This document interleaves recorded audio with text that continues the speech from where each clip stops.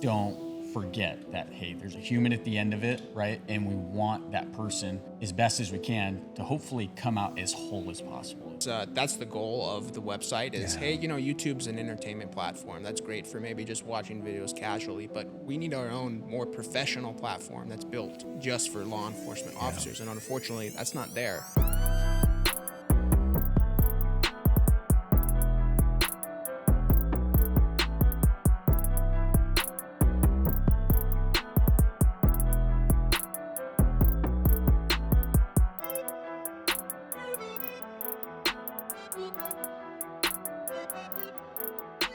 Welcome back to the IA Guy, a police podcast here with your host, Marlon Marrache. All guests are special. I think I just made up my mind to say that after a year of doing this, that everybody that comes in has a special gift, if you will, to give.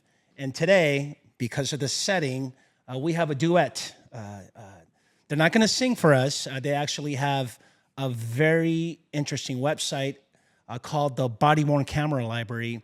And what's interesting about the BWC Library is that I met them through social media, and next thing you know, I said, I got to get in with these guys. So rather than me explaining to you what this website is, they're here. They're Code 6, man. Sean, Steven, thanks for coming, bro. Yeah, thank you for having us. You. You definitely don't want us to sing. No, we don't. We don't. Let me just start off by even asking you when you saw all these postings on social media that I'm doing with internal affairs. What was your first thoughts, man? Because we can all agree, and correct me if I'm wrong, that it's kind of like a topic that's not talked about a lot. What do you think? Yeah, 100%. At least my first exposure to an IA was during my onboarding process when I first got hired. And so there was a huge knowledge gap. I didn't even know what it was. I've heard tales of it. People have talked about it. But at the end of the day, I had no idea what the process looked like. So they kind of just explained to me, they said, hey, if a supervisor comes up to you and they start asking these questions and something doesn't feel right. This is the only description I got. If something doesn't feel right, then just say, hey, I don't really feel comfortable with these questions. Is it okay if I talk to my representative? But there was really no expressed hey, this is what you're looking for. This is POBAR. This is what you need to expect. Right. And that was pretty much the most of it. A couple of years later, I realized, hey, this is something I need to understand. Right. And I think it was during my field training officer school that they said, hey, you should go buy this book. I got it on Amazon. Really big spaces in between the sentences. Easy for officers to read. I read the whole thing from cover to cover. I was like, oh, I probably should have known this for the past 6 years, but that's pretty much my experience with it. Luckily, I haven't been in an IA, but being the POA president, I've been around it. So, yeah, that's pretty much my experience. Wow. What about you, Sean? My experience, honestly, is once you get hit with that first IA, right, it shows up either in your mailbox or somebody gives it to you, and all of a sudden you go, what is this? I've never seen this before. I have no idea what to do with it, and you start kind of reaching out for a lifeline from other people. Yeah. And you know what?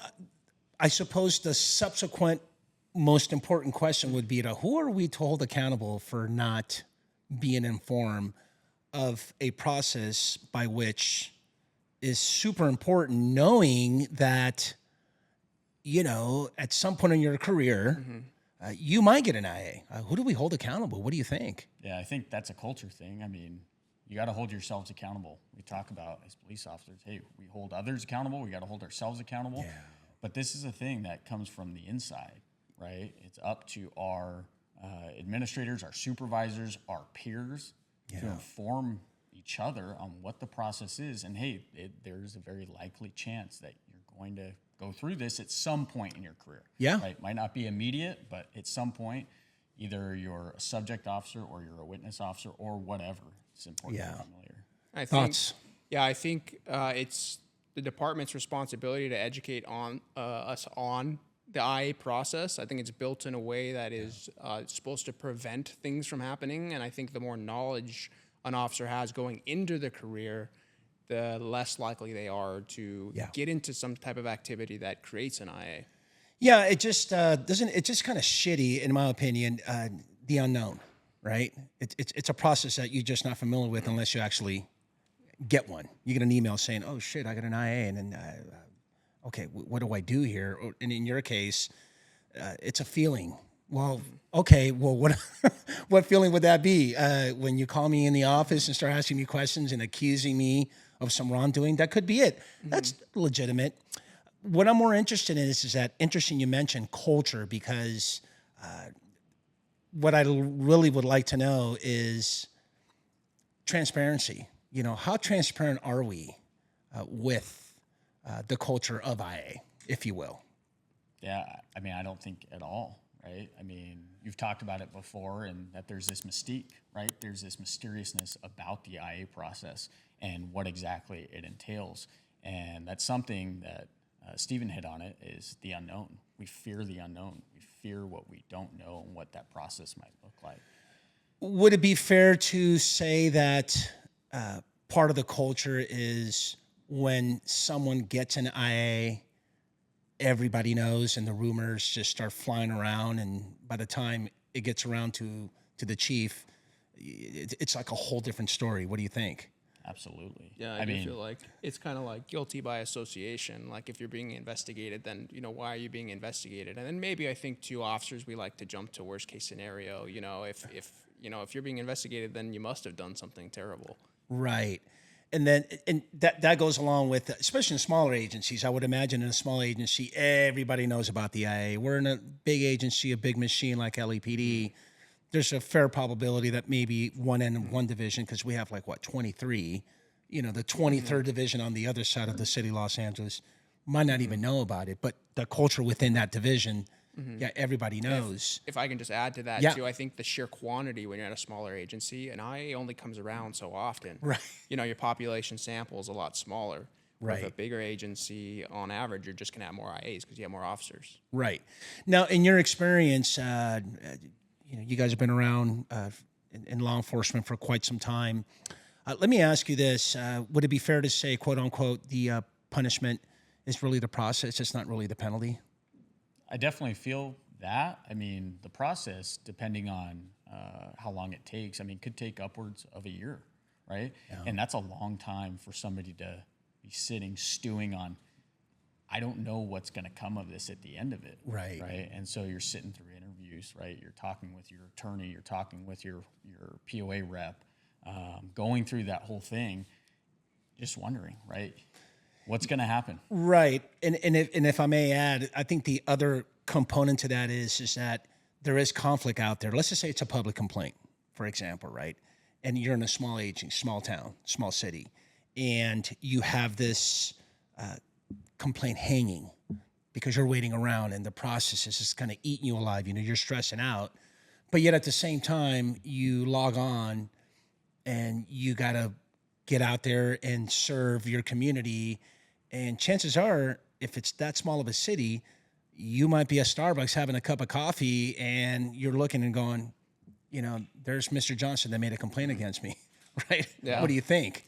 We all signed up for the job to put bad guys in jail and to just take you out of that and stick you at home sitting there, depending on if, you're on leave. Right. That's gonna, and especially your tribe, those are your people. You wanna back them. You want to keep them safe. You want to keep each other safe. To kind of be kicked out of that it has deeper meaning than we expect. Yeah.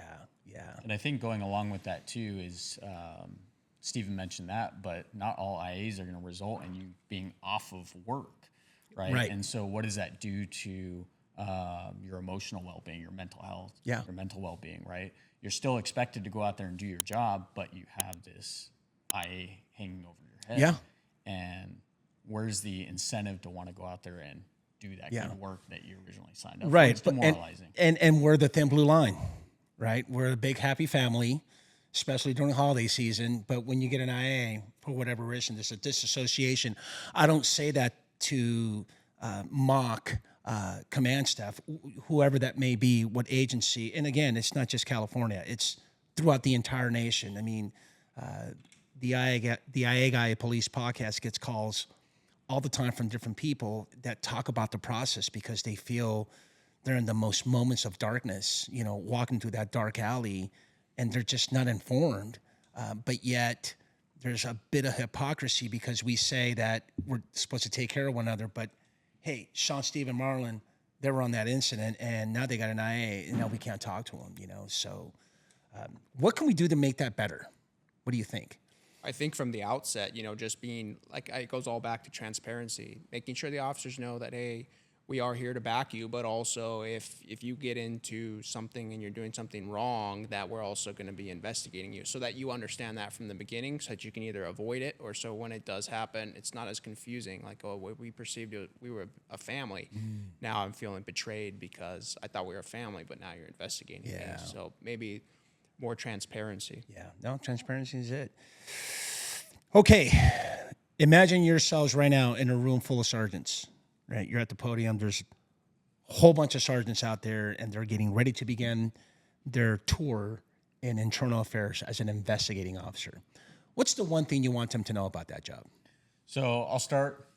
I've never worked in internal affairs, never been an investigator, investigating, at least on the back end side of complaints, maybe intaking an initial complaint. But realize that there's a human factor to it, right? There is a human behind that complaint, that subject officer, right? And understand that investigation is going to take a toll on that officer in some way, shape, or form, right? I understand you can't always humanize the process, right? There are sometimes some very stringent things that have to occur. There's boundaries. But don't forget that, hey, there's a human at the end of it, right? And we want that person, as best as we can, to hopefully come out as whole as possible at the end of it. Right. Correct the behavior, right, if it warrants any sort of discipline. Correct. Regardless of the adjudication, the fact that you're going through this, correct me if I'm wrong, is, humanize and let them know there's a human behind it. Hey, Sean, look, it's been assigned to an investigator. This should be getting a hold of you in about a week. Hey, Sean, they're going to call you and schedule your, your interview with IA, your compelled interview. Hey, Sean, you know what? We just finished it, and we're going to turn it in, and hopefully the next level review, my lieutenant or my captain's going to take a look at it, right? Hey, Sean, you know what? It's going to be presented to the chief in about 2 weeks. And I don't want to make it sound like there's agencies that don't do it, but, we all know culture kind of dictates what you do and what you don't do. And I'm here to tell you that, there's, over 18,000 agencies, close to about north of 800,000 police officers in the United States. We got a lot of work to do. What do you think? Yeah. I'd say don't leave any stones unturned. This is a serious investigation. This is the Super Bowl of investigations. Handle it like such, and make sure that you're doing everything by the process. And in that way, you're doing the officer justice and making sure that you find the facts. And on a burglary investigation, maybe you're going to canvass the area and knock on doors, and you never know what you're going to find. Maybe 3 houses down, you knock on the door, you're thinking, this is going to turn out to be nothing. They're going to say they didn't see anything. You knock on the door, hey, did you hear anything last night? And they say, actually, yeah, I did hear, window breaking, and there's a cigarette on the front path right there, and I didn't see that. And, that could be your lead that you need. So even if it seems like the officer is, even if you may cut your investigation short, just make sure as the IA investigator just to really turn everything over and give every possible, chance, every possible to get new information. Yeah. And I think the caveat on that point, right, when he mentioned no stone unturned, right, it's not only to protect the organization, but also to protect the employee against complaints that, might be totally outlandish. Yeah, which was my next question. I was going to ask you guys, do you think the job of an IA investigator is to protect cops? That's a great question.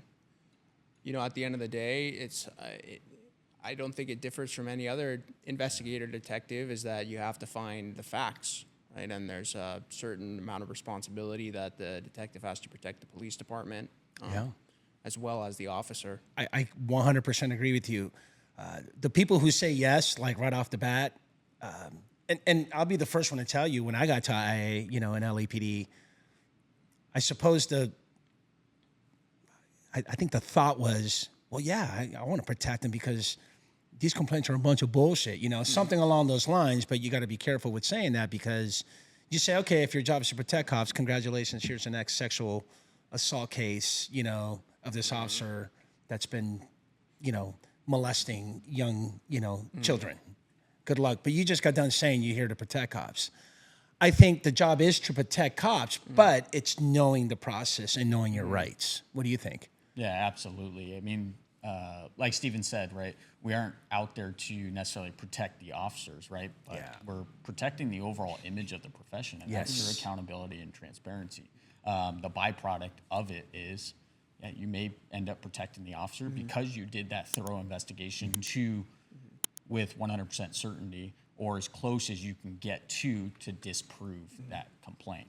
Or on the flip side, you prove it. And I think maybe the term protecting cops is important in maybe considering that the reporting party may be biased or has a tendency to lie about what the officer is saying. Always. And so when you say, oh, we're finding facts, you also have to consider that your reporting party is saying, this officer did something, maybe lying to you, or, so it may be that way you're protecting the cops, making sure you're considering the fact that this person may be biased. They may be making a false report, which happens maybe more frequently in IA than a regular 911 call. Someone says, hey, this happened. Most of the time they're not lying, but maybe in an IA. And so maybe from that perspective, if you're an IA investigator, you're saying, hey, I got to protect this cop, which is true also. But it's also, if you're still fact finding, then you're still protecting the cop. So 100%. They kind of mix. 100%. Well, I got to know you guys a little. Of course, we're going to get to know each other even more because hopefully we're going to collaborate and move forward. But let me ask you this now. You're in a room full of officers, sergeants, whatever, and you're at the podium and they would to ask you, what's the one thing you want them to know about BJJ? Brazilian Jiu-Jitsu.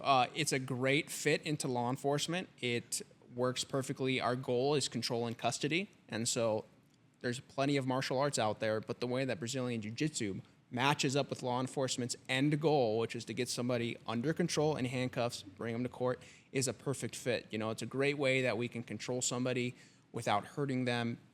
Use of force has a tendency to look bad. Naturally, it does, because we always are generally going one above what the other person is doing, but it doesn't have to be that way. We can take someone down, essentially just lay on top of them like a piece of cheese until they get tired, and then put them in handcuffs. And then now you avoid, punches to the head, strikes, and if there's nothing wrong with those things, but if there's a way to do it without having to deal with that, possibility of an IA videotape, right? All these other headaches, that, it's a tool that's, that's going to help us in the long run. Where is law enforcement in your lens with BJJ? Meaning, where are we with that? Because it seems like it's a new, I shouldn't say function, but a practice. Where do you think we are with that? I think that it's starting to gain a lot of momentum. Okay. We're seeing an exponential growth right now.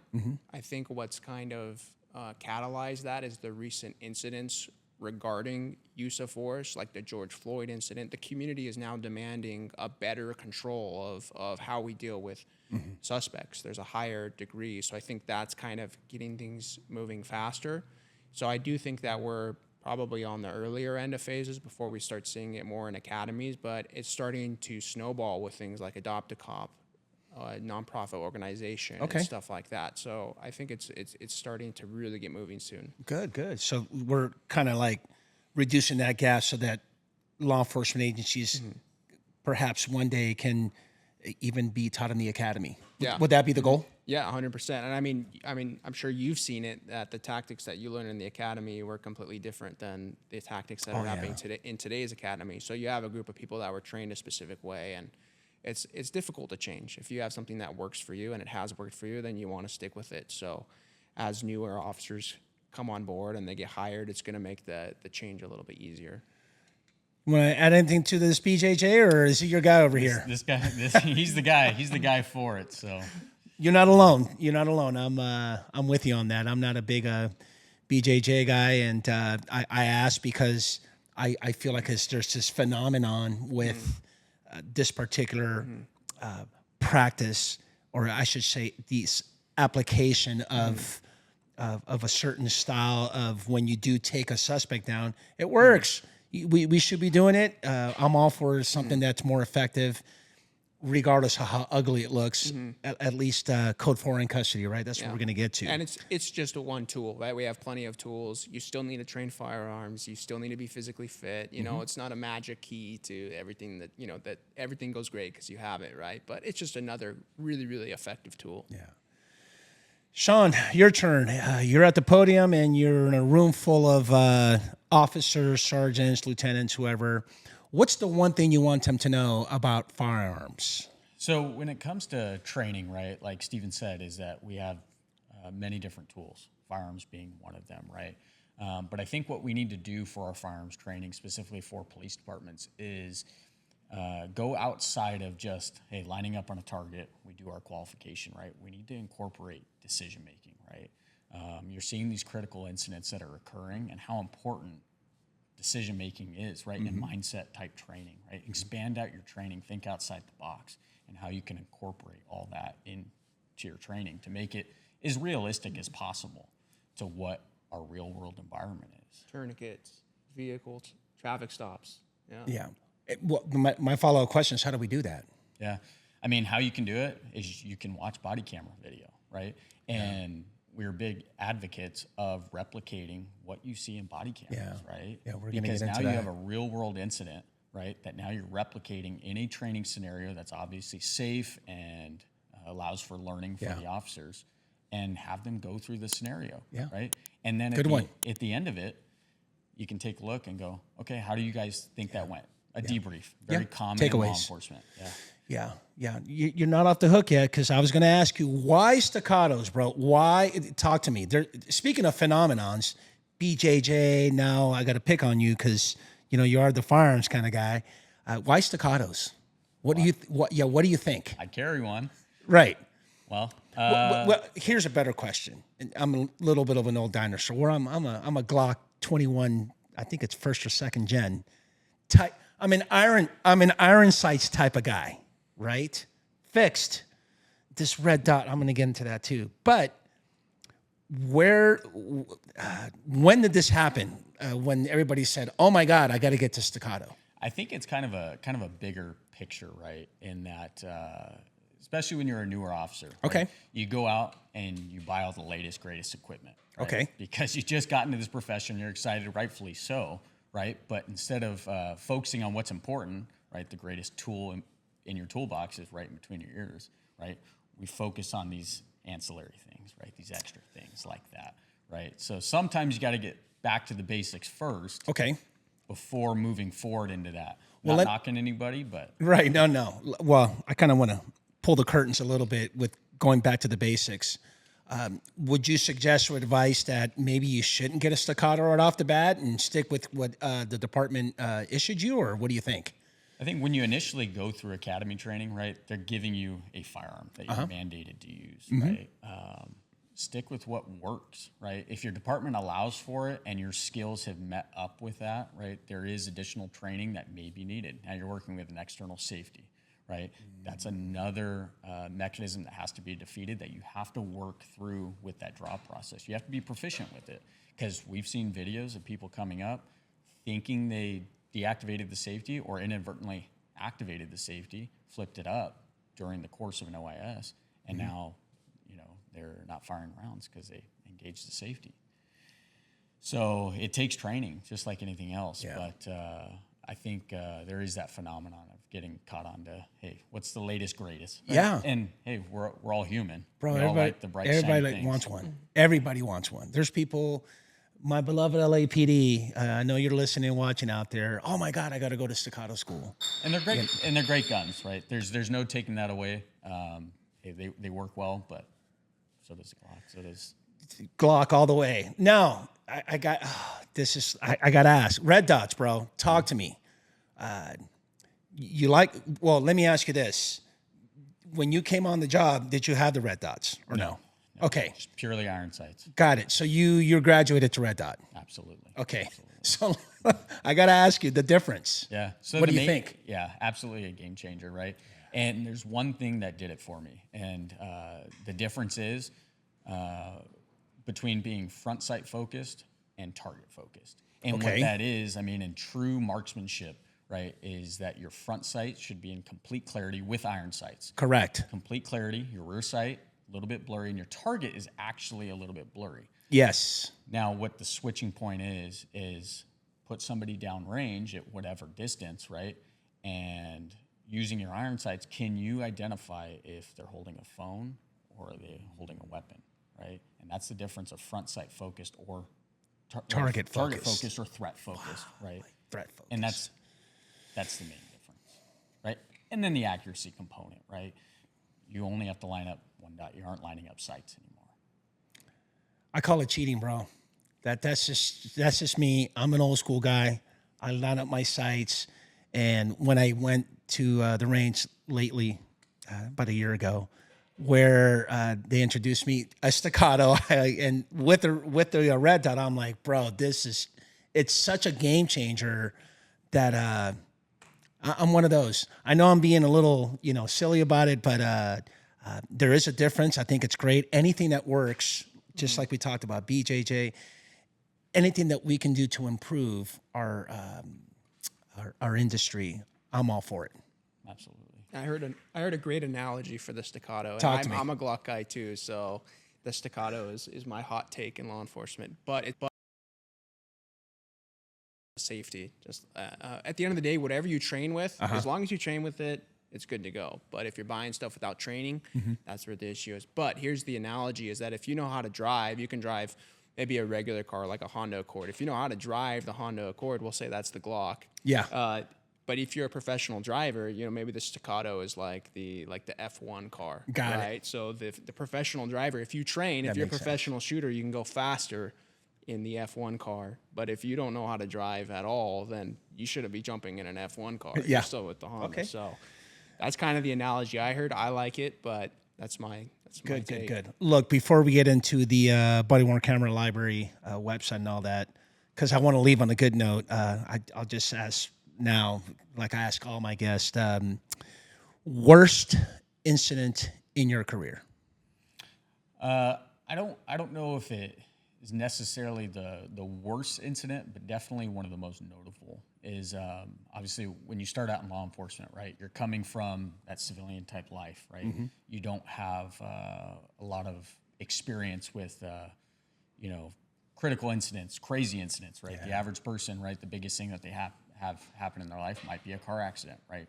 Might be a death in their family, right? But I remember starting on training, right? You go to your first suicide type call, right? Involving a gun or whatever. And it sticks with you.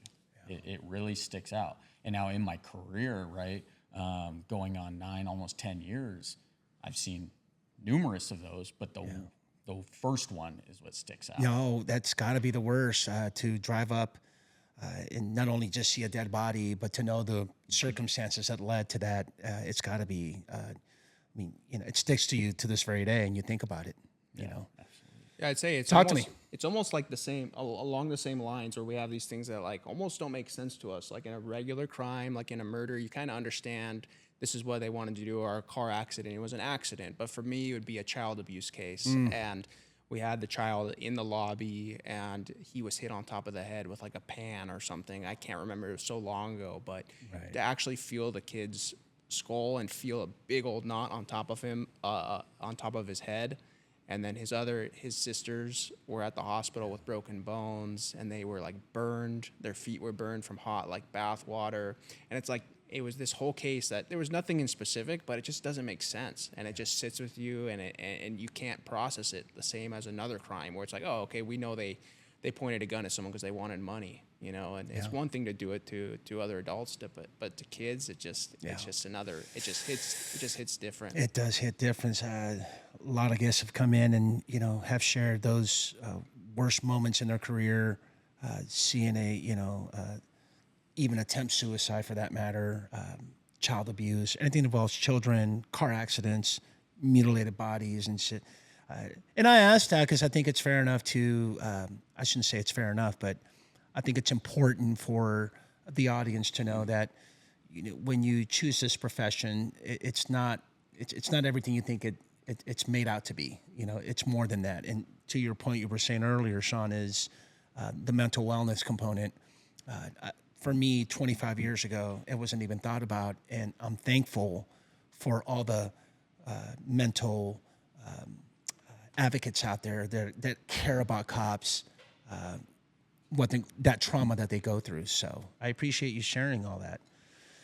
Okay, man, let's go, man. So we saw each other on Instagram, right? Yep. Wow, here it is, the Body Worn Camera Library. First thoughts that I had was, what made you guys do it? What do you think? Yeah, so the outset of the BWC Library, I was a force instructor, and we were trying to talk about the taser and that the taser doesn't work that great close. You want a big spread on the taser, right? Okay. So that there's more muscles involved in between. But what we were seeing in general in law enforcement was that officers were using their taser close. So you just had a small like snake bite, the probes landed here. So what better way to show officers, hey, it doesn't work, instead of just telling them, which is actually the traditional way of passing knowledge before body-worn cameras, which are kind of a new concept in the timeline of law enforcement.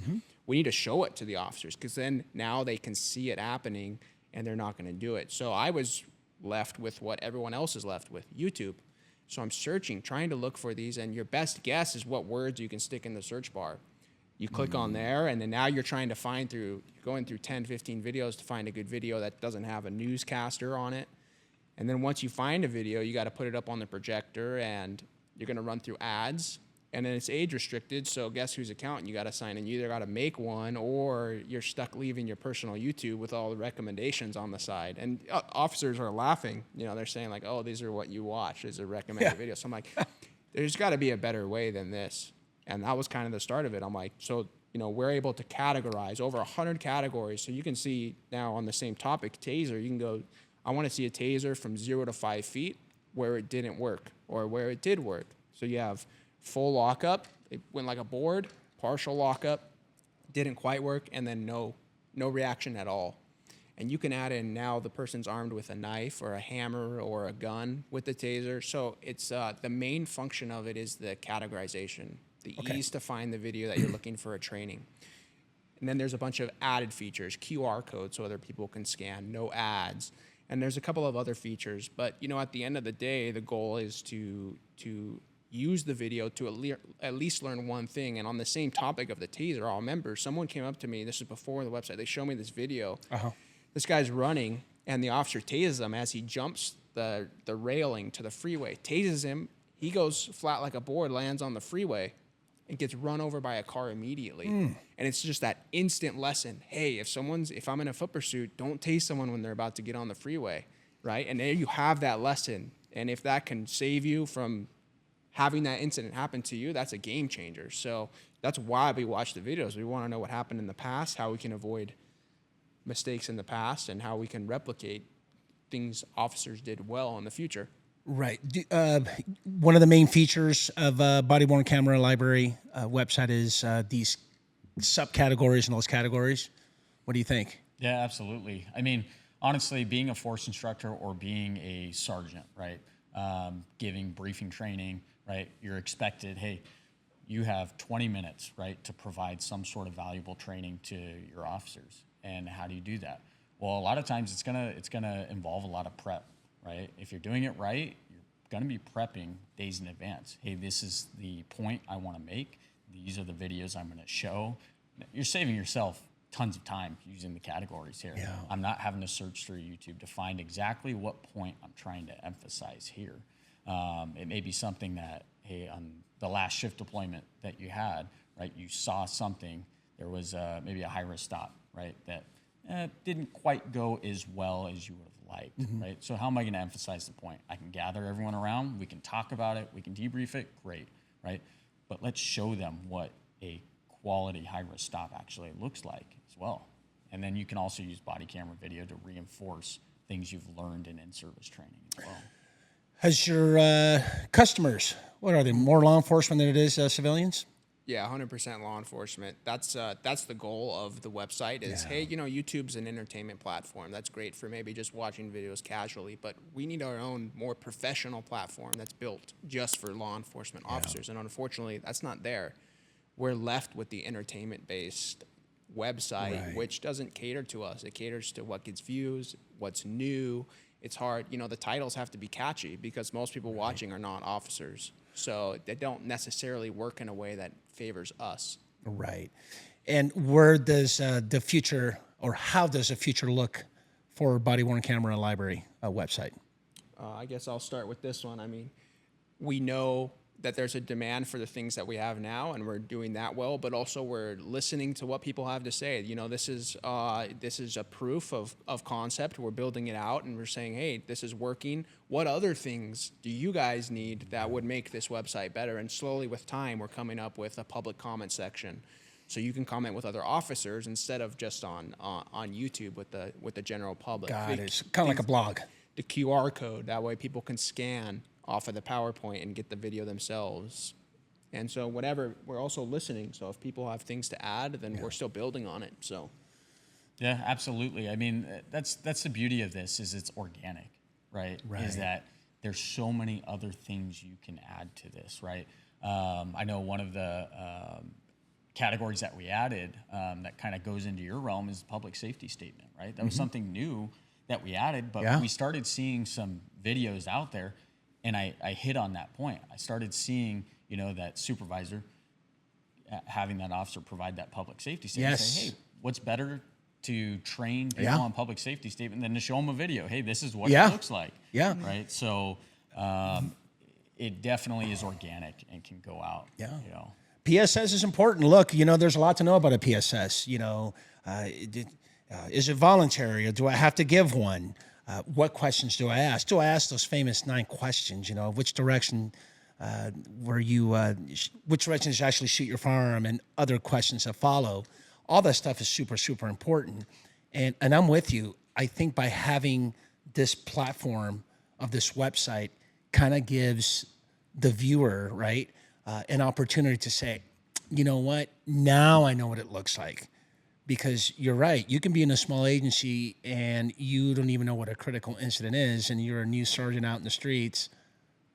OIS goes down, and here you are going, okay, well, what do I do here? You know, and one of your primary duties is not only to separate and monitor, you know, to see who was a shooter and who's not, but to your point, it's you know, you got to get that PSS. So thank you for sharing that. Where do we find you, and what do we do with body-worn camera library?